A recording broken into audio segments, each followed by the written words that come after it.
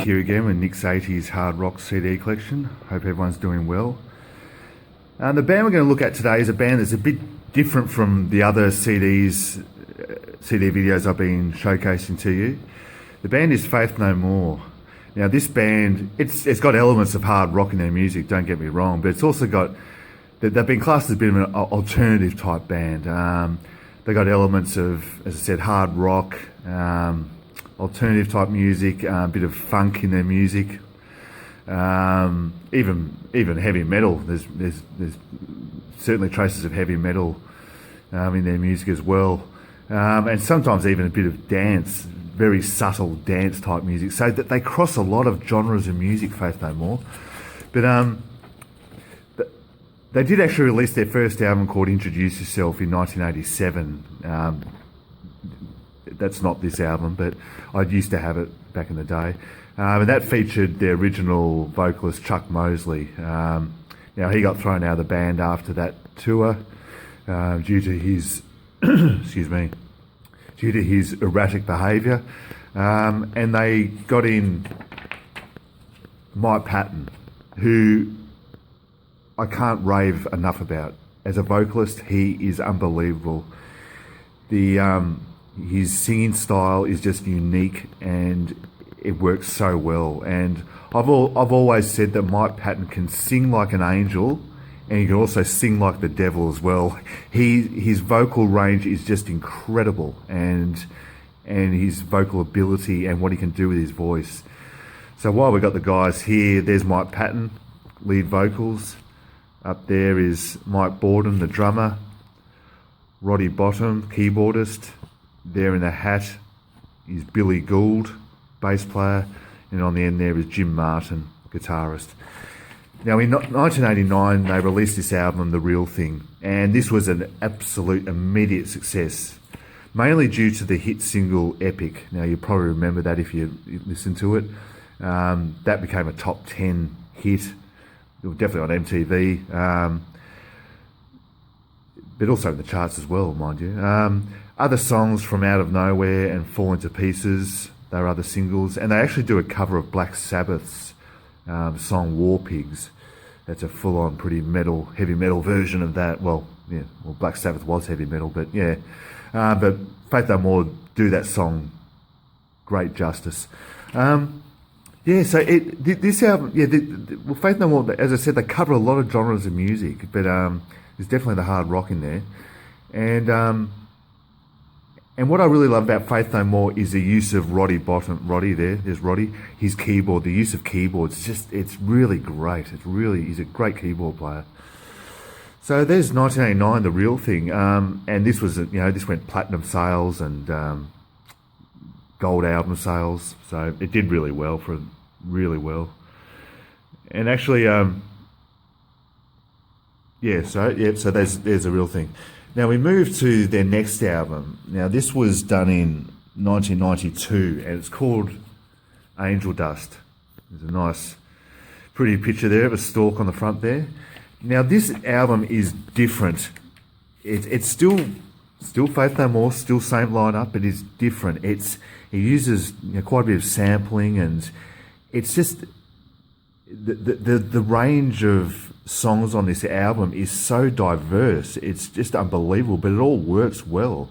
There's a picture of the guys there.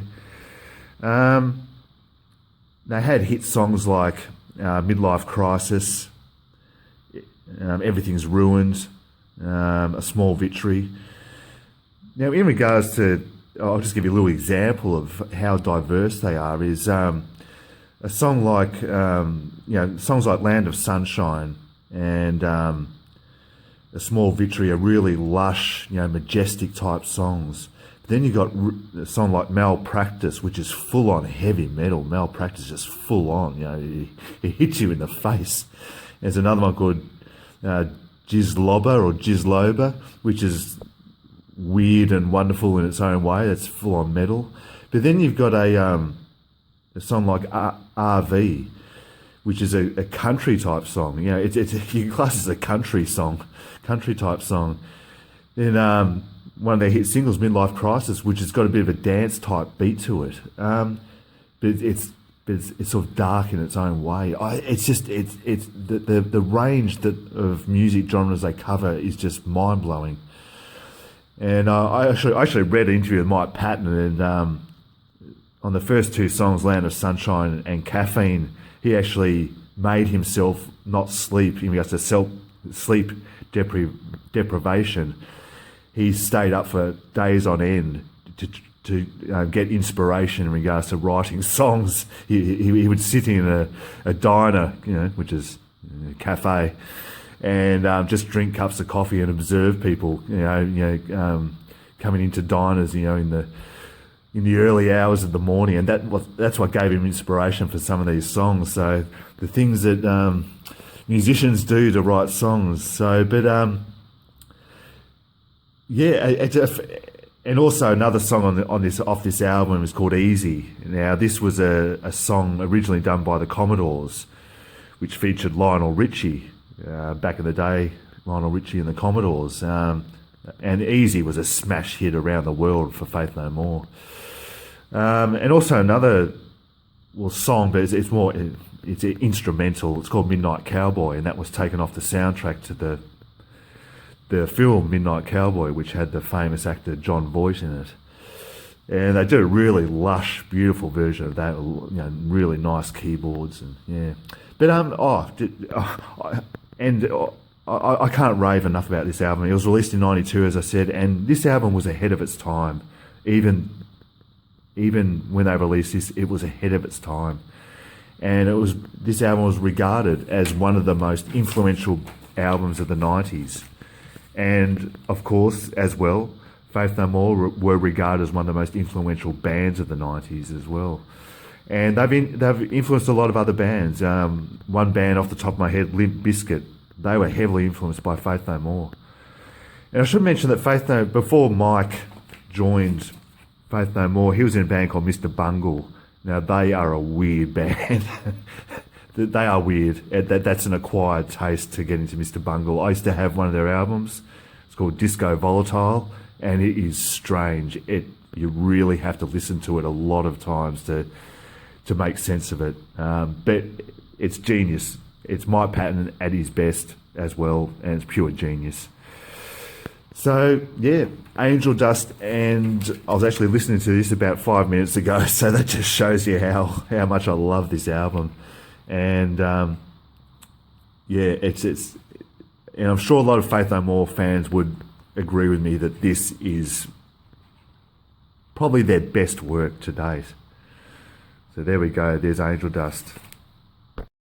I should also mention that Faith No More actually toured with Guns N' Roses and Metallica in 92, 93 on the big tour. Well, it was in the United States when Metallica and Guns N' Roses and Faith No More were playing. So that would have been one massive, massive concert.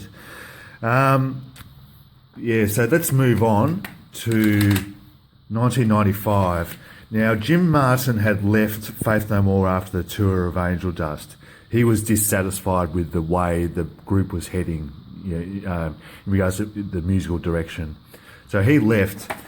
Now, they released King for a Day, Fool for a Lifetime in 1995. And the guitarist was a guy called Trey or Troy Spruance or Spruance, I don't know how to pronounce it. But he was actually the guitarist in Mike Patton's previous band, Mr. Bungle. Actually, Mr. Bungle is still playing, as I've said. They're still playing to this day. So that's Mike Patton's sort of side project. He's got other side projects as well. So he's a very busy man, Mike Patton.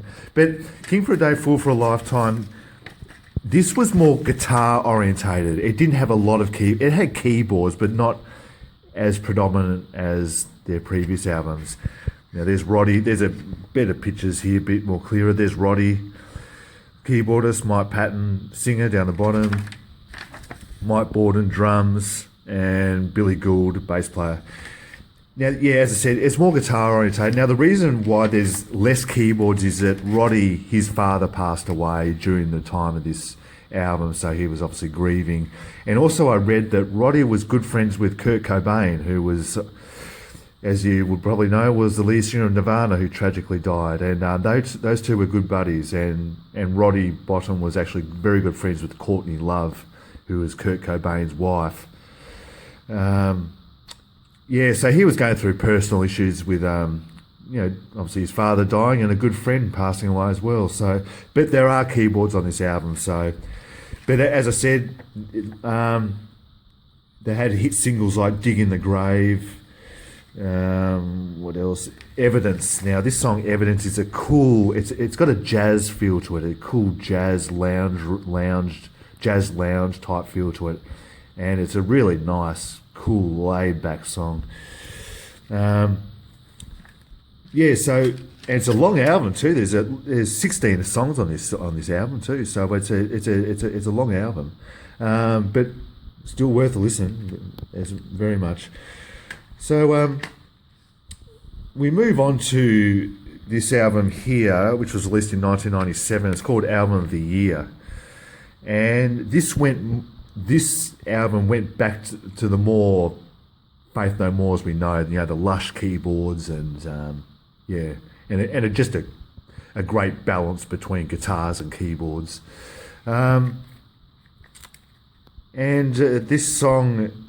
This album had probably the main hit song was called "Ashes to Ashes," and that's a really nice, lush song, really beautiful keyboards, and you can hear Mike Patton's vocals, just soar, absolutely crescendo and soar.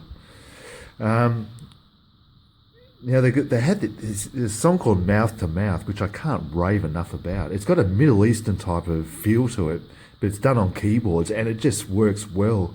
And it's got funk as well, bit of funk type music to the song. And between the funk and the Middle Eastern keyboards, it's phenomenal. It's just absolutely phenomenal how well it works.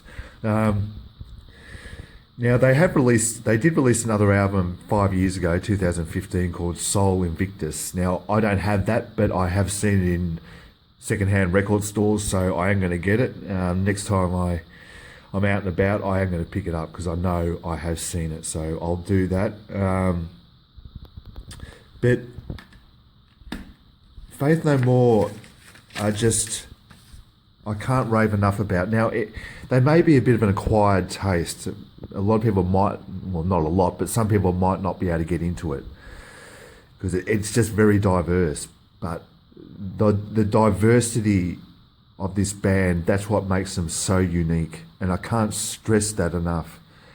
Mike Patton is a heavily regarded, influential vocalist, as well as a band for that matter. But I can't stress enough how great musicians they are. And I probably should, in regards to this album I just mentioned, the guy called John Hudson, he joined the band for this album and he's been in the band ever since. So John Hudson is their full-time guitarist. But yeah, just a great band, and I can't get enough of this album. I can't get enough of all Faith No More album, but this one is just mind-blowing, absolutely mind-blowing. So there we go, the mighty Faith No More, and still going to this day as well. So, and they're actually due to tour here in Australia, but they obviously had to cancel due to the coronavirus epidemic that's going around. So now that is one band I would love to see, Faith No More. I've watched a lot of stuff on YouTube, live concerts, and they know how to play live, believe me. and what Mike Patton can do with his voice is just out of this world. So there we go, the fantastic Faith No More. Okay, so that's them, and the next video I'll look at a band called Bang Tango. Now this band is going back into the normal hard rock bands that I've been showcasing.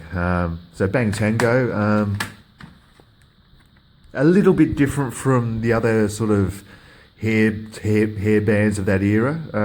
A little bit of a darker sound, but we'll go into that in more depth next time. There's Bang Tango. Yep. So until then, I hope everyone is doing well and keeping healthy, staying positive, and as Faith No More have done and keep on doing in their most weird and wonderful way, keep on rocking. Bye bye.